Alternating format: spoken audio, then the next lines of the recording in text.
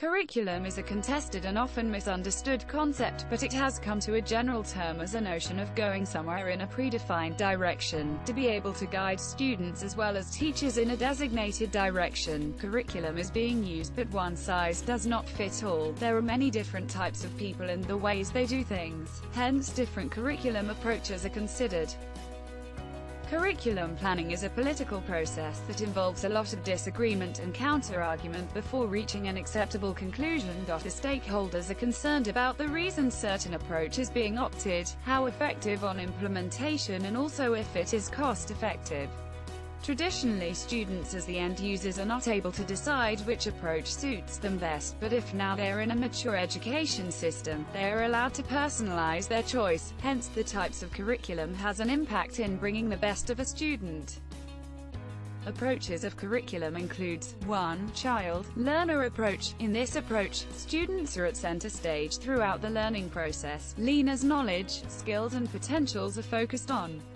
Students enjoy more freedom and respect. Their workloads will be reduced to small bits. They are to freely explore what is the best tool for their learning, also to discover their direction and capability.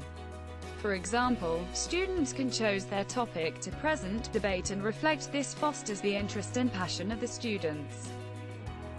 2. Subject-centered approach. This approach is anchored in curriculum design and focused on subject matter. It emphasizes pieces of information which are detached from life. It encourages continuing pursuit of learning outside classroom. Students can identify problems in life. For example, the teacher focus on a specific subject as an instructional tool.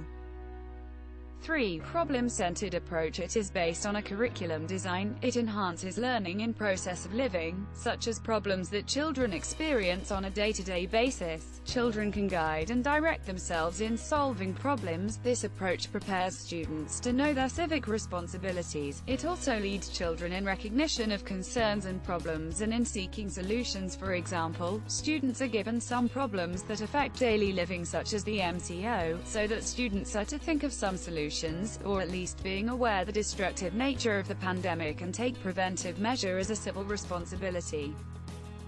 Sometimes the curriculum implementers would mix different approaches for better outcome.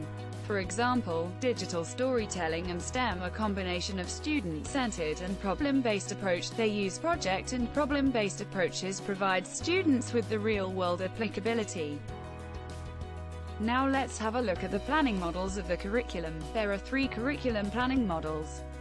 Kelly in 1999 offers 3 archetypal curriculum planning. 1. Curriculum as content and education as transmission. This model indicates that content is a means for accessing knowledge, hence focusing on teaching content and neglecting purposive questions. For example, teacher shows a list of content to be studied before the examinations.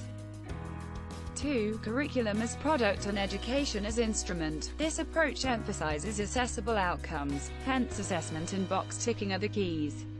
For example, teacher sets an objective for March for the class that everyone must be able to write a story, then students are to learn and apply their grammar and vocabulary. Then the outcome is to be assessed. 3. Curriculum as process and education as development. In this approach, planning will start with considerations of values and purposes, while content and methods are selected to be fit for purposes. 4. Curriculum as praxis. Human life consists in a variety of performance activities. Each individual has their own preference, hence numerous and diverse ways are required to gain knowledge. For example, teacher assigns different work for different students according to their needs and disadvantages. Some students present their work using art as their props, some simply orally present it, some shy ones are allowed to copy their ideas in written form. To conclude, although teachers are being challenged by the feasibility of implementing different approaches accordingly, the availability of different approaches helps teachers to maximize the students' potential. That's the end of my presentation. Thank you for watching.